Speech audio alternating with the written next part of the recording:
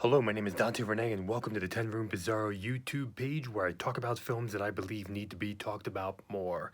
Like tonight's film, this is 1984's Young Girls Do. 1984's Young Girls Do. It says right on the front poster art here, roses are red, violets are blue, some girls won't, but young girls do. This is directed by Bob, I believe, Vosse. This is the back of the DVD here. Got some screenshots. And this is put out by Vinegar Syndrome. This is a very, very rare adult film from the 80s. Very, very rare, seemingly unknown. And this is truly of extremely interesting 76 minutes of film right here.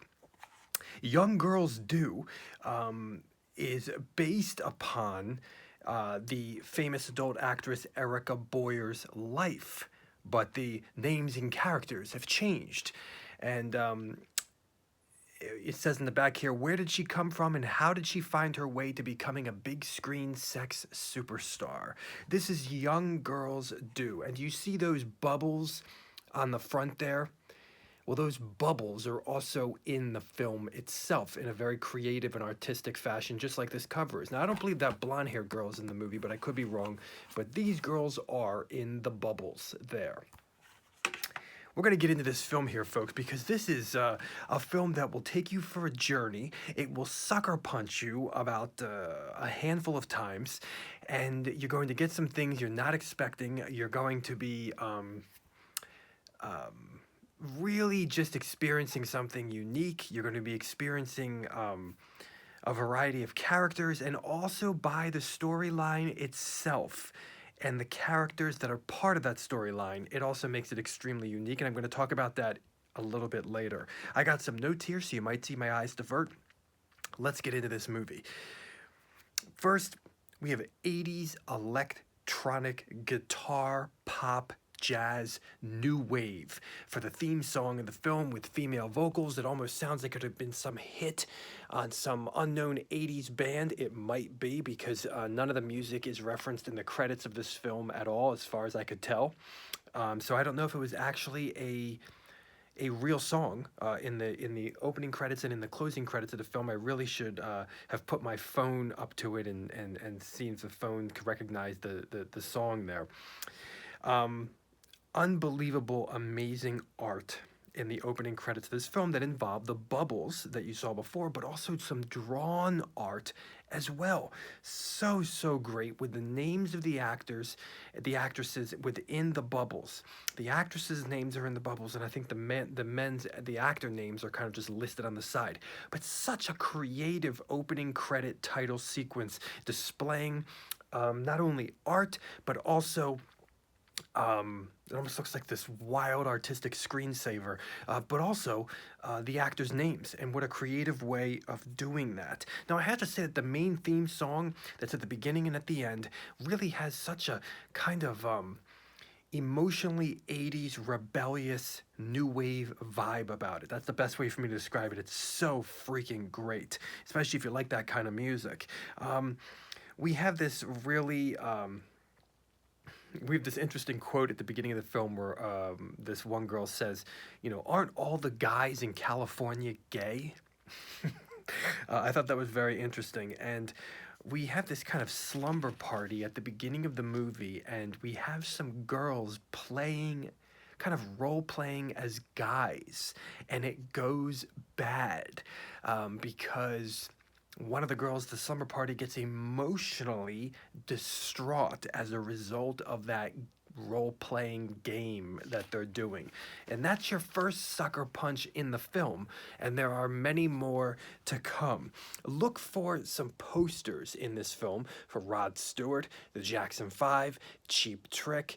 You might even see some kind of 80s softcore modeling posters around. Lots of posters in the film. I even believe there's a Barbie doll and a Ken doll in here as well.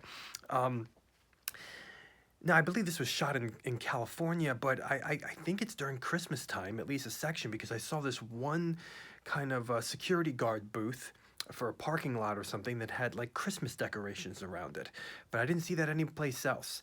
I'm not exactly sure.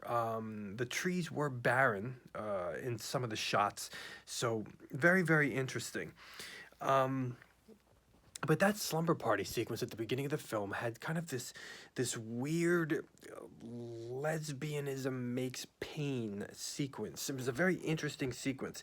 I have to say we also have some music in here that are 80s jams with harps and just kind of this atmosphere with the harps. As a matter of fact, I'm going to tell you, this film is wall to wall music. There is so much great music in this film. We even have 80s jazz. Um, we utilize some a zoom, like a real forward zoom scene change in one of the cuts for the film. One of the scene changes. We have a teacher and a female teacher and her female student, a lesbian scene between them, and definitely probably one of my favorite scenes in the film. And I'm going to get into the actors and what's going on here because things get very, very interesting. But yes, we do have that. We also have an airplane sequence with real footage on the looking out of the windows or outside of the plane. Some really wild footage outside of the plane, like as if there's a camera on the outside of the plane. I'm not exactly sure, and I'm not exactly sure if the plane was in air. Um, but they were definitely somebody was in the air and was shooting some of those sequences, so that was very really well done. We take a visit to the Mile High Club in the bathroom. We have some sleety, some sleazy 80s glitzy rock guitar music in here as well. I'm trying to give you as much of the description as possible for all the different pieces of music in here. The lead, who is played by Shauna McCullough, I believe her name is. I love her. She's definitely one of my favorites, and I've seen her in some other films with Hypatia Lee. I believe some workout films, which I'll be looking at in the future on this page. But she's kind of the lead in this film. She is the lead in this film, and she's been with women but not with men, and that's kind of opening up, that world is opening up for her. But she's enraptured. She's enraptured in enraptured ecstasy in her sex scenes. She is just enraptured. Look at her face, just utterly enraptured, and you believe it. As a matter of fact, you believe her entire character. There's even piano pop, 80s piano pop music in here as well. There's even a section of music in this film that sounds like Goblin did it from a Dario Argento film. We take a trip to college as well, supposedly in California. That's where the plane was going to. And I have to tell you that the lead being played by Shauna McCullough, she has such an innocence about her. There is such an innocence, a believable innocence about her. Her facial expressions, her sexual ecstasy, her dialogue that's filled with questions and kind of curiosity, and yet some timidity. Really just a believable, awesome opening character here. Now, the interesting thing is that this is a movie that is supposedly about the actress Erica Boyer's life. Well, Erica Boyer is in the film being played by Erica. That's her first name in the film, actually. But the interesting thing is that she's not playing, I mean, she's not playing the lead. So this is a movie based on Erica Boyer's life, but she's not playing the lead. It's really, really interesting.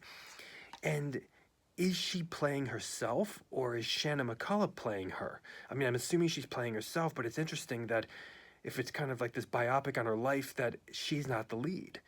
But we do meet Erica Boyer a little bit into the film, and we go to this strip club. But the interesting thing, kind of like in the red light district and the porno district, the interesting thing about the strip club is that the dancers do not strip. And we really have this one piece of music that is very close to Michael Jackson's Beat It. And it kind of reminds me of Flashdance. The red lighting, the high energy dancing, and Erica Boyer is just flash dancing it on that stage. In a way, Erica Boyer, if she is kind of playing her particular character and in this film. It almost reminded me a bit of Howard Stern playing himself in his film Private Parts. So just an interesting thing here. And the lead in the film, played by Shannon McCullough, is innocent, whereas Erica Boyer, playing herself, not sure. Erica Boyer's character is not innocent. And the two of them shall meet and be friends within this college setting and take an adventure together. Now, we also have some 80s ballad music in here as well. And I have to tell you once again, Shannon McCullough's character, the idiosyncrasies of her character are just amazing. And so, same thing with Erica Boyer. Very believable, excellent acting. Now, another piece of music that you will recall if you've watched my videos on this page, that you'll recall was in another X-rated film called Night Dreams. It is in this film as well, and you will hear it in the menu screen for this film. That is Wall of Voodoo's version of Ring of Fire. Very, very interesting how this song is now in 2 X-rated films, but not in the credits. Wall of Voodoo is such an awesome band. I love them. And when I first heard their song in Night Dreams, I flipped. But then I heard it again in this film. The interesting thing is that while the song is playing, it's almost like a section of the film Night Dreams. It's this movie within a movie. It's surreal. There is fog. There is kind of this 80s punk fur coat bizarre section of the film. There's even a section of a girl licking a fur coat. And it almost reminds me of the atmosphere not only of Night Dreams, but also of the film Throat, which I've looked at on this YouTube page as well by Gerard. We even have some S&M in this particular scene. Very, very interesting and weird and bizarre. Now, there are some twists in this film. We have a lot of heavy hitters in this movie on the male front as well. We have Paul Thomas, Herschel Savage, but things are there's a twist in this particular film that deals with male bisexuality. Not a typical theme that you would see in a typical X-rated film called Young Girls Do, right? Who would the market be for this particular film with that type of title? Yes. Now we even have a character in this film talking about kind of homosexuals, about gays, about men, and saying, calling them fucking faggots, kind of just talking about the elements of being gay and how could they possibly be gay? How could you possibly put your penis in another man's ass? And why do they like other men? And all this kind of stuff. Really, really wild dialogue sequence and the frustration of this character and why she's frustrated. Then we have a section of this film where a girl, a college co-ed, decides to dress up as a guy to pick up a gay guy. And as she dresses up as a guy, she's also has a fake mustache on. So we have a scene in this film of gay sex, but one's a guy and one's a woman dressed up as a guy, and the other guy believes that that woman is a guy. Does that make sense? Talk about edgy. Talk about edgy in a film called Young Girls Do. I mean, it's flat out bizarre. It's flat out left turn, flat out sucker punch. Holy crap, like what the hell was going on here? I mean, for the market for this film, I could see that scene being pretty disturbing for the typical audience watching this film. In that particular scene also that involves anal, because the guy thought she was a guy, you can see some crew members really quick on the left-hand side of the screen, and it kind of like scared me for a second. I thought it was like it was a horror film, like somebody was popping out or something, but they were right there. It was really weird. And sometimes you can see that a lot in X-rated films, so keep your eyes peeled. During the particular, there's a sex scene in here, during a sex scene where somebody is kind of on top of a piano, and every thrust and every movement of their body, they're hitting various piano keys, like a cat is walking over the keys. Very interesting. And the film kind of has its climax at a surfer party. Yes, a surfer party, wearing surfer clothes, watching surfer videos on a projector, and there is an orgy at the surfer party. Now, the interesting thing is that this film, as part of its storyline, really has to do with a college writing project dealing with kind of experimental alternative sexuality, thus the twists and turns of this particular film. And the ads in kind of porno magazines and porno magazines itself, and the girls answering those ads as part of their college course. Very unique, very interesting, and not what I expected at all. The closing credits of the film are artistic, they're dramatic, and using that opening theme song. What a sucker punch of a film. And I got to tell you too, the sex scenes are not long, but if you love Shannon McCullough, you're gonna love him. And there's great lesbian scenes in here. I would say from the beginning of the film, and then from the title of the film and the beginning of the film, you're almost going to think this is a total, kind of lesbian sexuality film. But it's not. It kind of takes different forms as the film goes on. But that opening slumber party sequence will definitely get your curiosity piqued as to what the hell is about to happen in the next 76 minutes. Shannon McCullough, as I said before, is amazing. Especially if you like, she's a real redhead, if you like, pale skin, thick thighs, thick butt, her and her like shorts and her kind of gym running shorts, her innocence, she's just amazing in this film. Love her.